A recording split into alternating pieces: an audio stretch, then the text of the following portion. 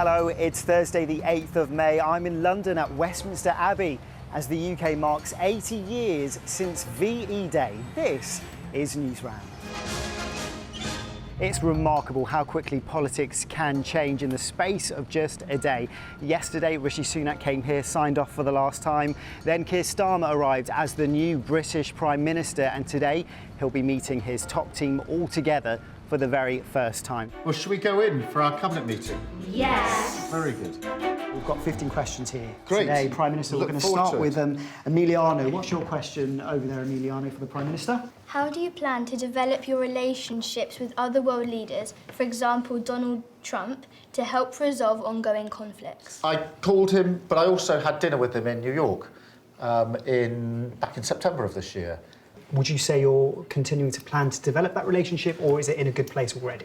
It's in a good place, but there's always room to make sure that it works well. So let's talk about some of Labour's plans. They say they want to give school children, primary school children in England, free school meals. There'll be more money for thousands of extra teachers. The way in which they plan on funding that is by taxing private schools more money. They also say they want to give teenagers more of a say by bringing down the age in which you can vote, which is currently 18, down to 16. So a big to-do list. I travelled to Ukraine to speak to young people about their experiences. And that report, Ukraine, the children's story, will be on straight after this bulletin this morning.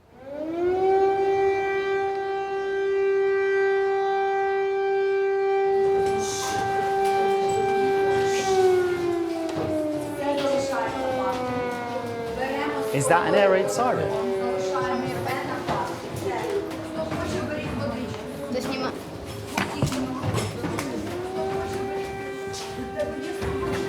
So we've just heard a little air raid siren, which means that we have to go outside.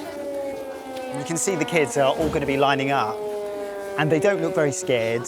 They're used to this. These sirens go off quite often. So this is something they deal with all the time at school. And we're all going to head down to the basement underneath the school, which is the safest place to be. The sound of that siren really is to let us know that there could be a missile, there could be a rocket, there could be some kind of attack. So we need to find safety, and we need to get down into the basement. We're going to follow the children.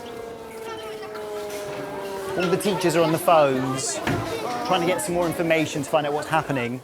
I am sitting alongside a group of fantastic BBC journalists. We also wanted to hear more about how the war is impacting children, both those who are living in Ukraine and for the children who have left Ukraine and are here in the UK. Some of them are in the audience with us today. What it's like for them at school and at home and for their families.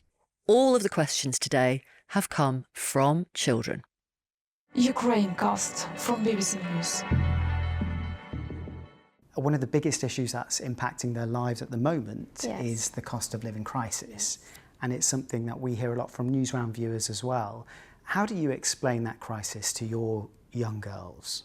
They are aware of it, they read about it, they talk to friends, they're engaged with it, and we talk about it as a family, and they understand that that means making sacrifices and doing the best you can.